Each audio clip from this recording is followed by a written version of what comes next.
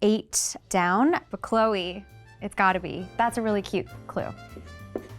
Wow. Can I not spell? I couldn't spell.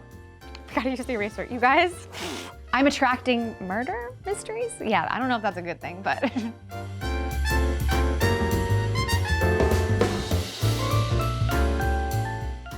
I do crossword puzzles, the small ones, and I'm pretty good at it, and I get very frustrated when I do it wrong, when I can't get something. It plagues me all day. Here's the problem though, that I will tell you, is that if I'm really good at this crossword puzzle, then that means that I'm really, really good at myself, or like narcissism. So I don't know how good I should be. The first one down, there is only one guy out there for you, and he isn't him.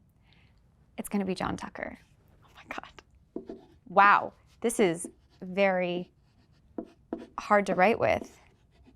Okay, it doesn't look like John Tucker, but I know it's John Tucker. People do reference it a lot, and especially with even the Hunting Wives, people have said, you know, you just played another version of Kate from John Tucker Must Die. And I didn't even realize that until someone told me that a couple days ago. So maybe I'm just repeating myself. There is a script for a sequel. I don't know what the status of the movie is. I think, like Kate, I'm the last person to know.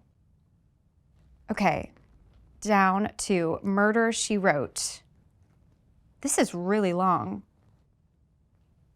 It's not Harry's Law because it's too long. Murder, She Wrote. Wow, that's a really cute clue. Is it the Murdoch Murders? Except here's the problem, and why I didn't think it was the Murdoch Murders is that might not be the title. So just wait for this. This is gonna take a while.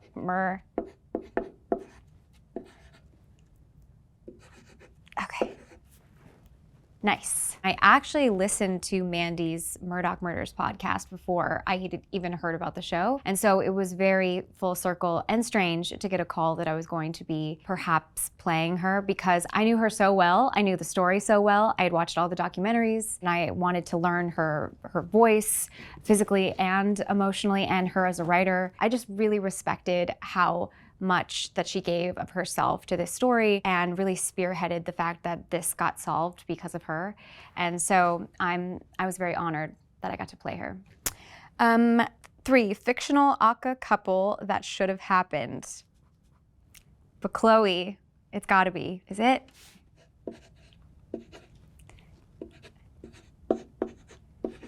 Oh, yeah. Sorry guys, but Chloe. It was there, and then it wasn't there. Kendrick and I didn't see that coming whatsoever when we filmed the first one. I feel like Chloe just really didn't have any boundaries, and we just had a really great friendship. And then the second one and third one, we knew what we were doing a little bit. Also, you know, we didn't want to like overshadow the whole thing. Not that we would, but we would not. I hope that Pitch Perfect 4 happens. We all love each other so much, and I think we would all do it. We all talk about wanting to do it all the time. Oh yeah, maybe I should mix it up. Okay, 4 armed spouses. 4. I have no clue. And there's an H, that's the second. Is this a show that I was in?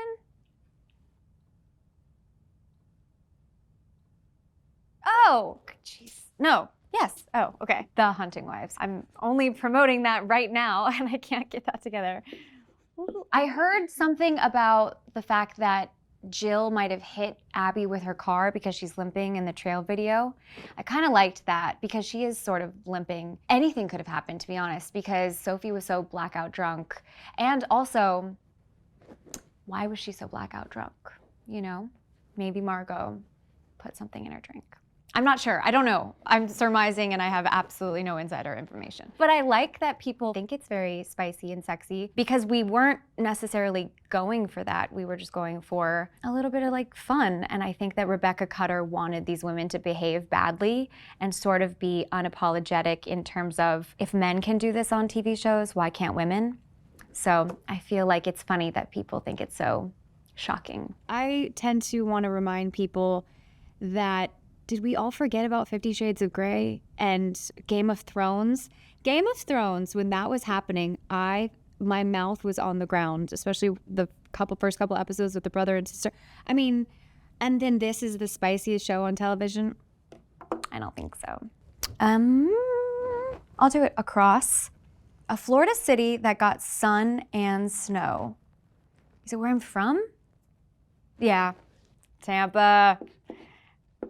Respect. Oh, Tampa. I love that it just is what it is. Tampa. We've got some greats that came from there. My parents' favorite restaurant is Bonefish Grill, and that is all you need to know about Tampa. That's a big night out. 6, Shankman's Binky. Oh, no. I thought this was pacifier. The pacifier? I forgot there was the in there. Wow. Can I not spell the? I couldn't spell. I gotta use the eraser. You guys, don't maybe cut this out. E-R. There we go. Wow. Sorry, guys. Adam Shankman is the best. He put me in my first movie, The Pacifier, and then he also put me in Hairspray. He's somebody that I can't wait to work with again. 7, This Charlie Can't Have Chocolate. Dog. She is a dog. She does this thing called morning cuddles that we call it, where she just comes up and she puts her head right under my chin and then she just stays there and then like falls back asleep. And really, that's all you could ever want. And a dog is just a cuddle bug. 11, It Locks in Locks. It locks in locks? It's a movie that I'm in? Shoot. It locks in locks. Like a key? All I can see is like, it like locks, like pop and lock, but it's not that. Oh, locks, like hair locks. Hairspray? Yeah, okay. Wow.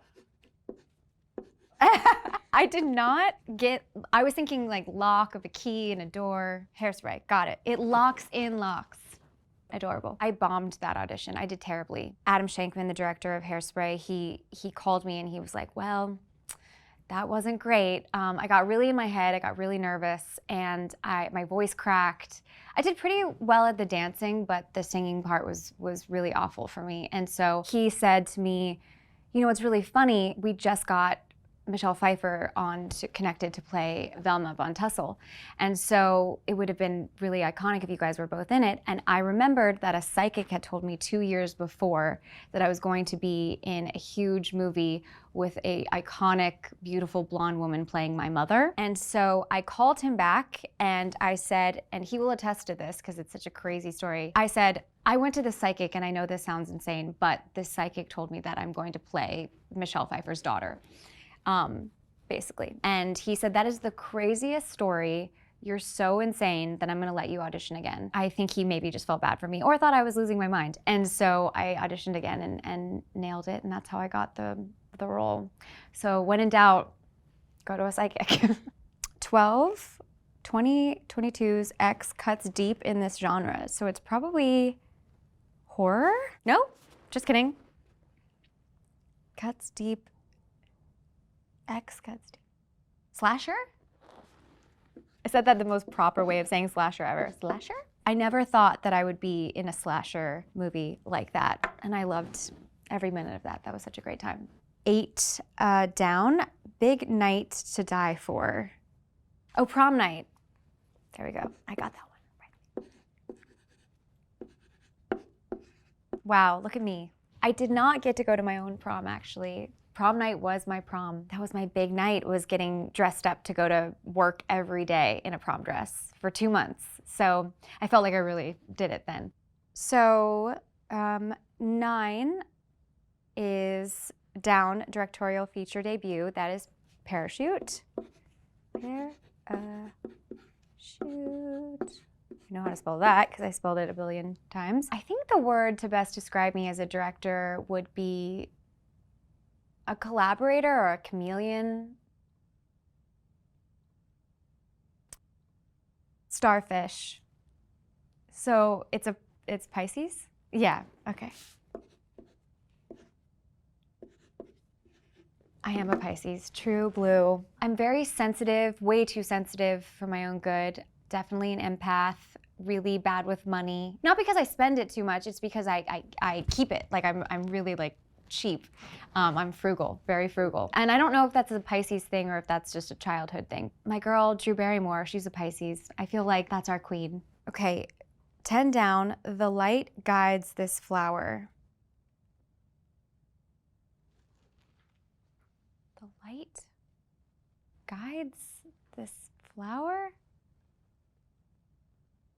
Maybe I'm just not familiar with my work. It's gonna have something to do with the flower, isn't it? Daisy? Wow, that is a deep cut.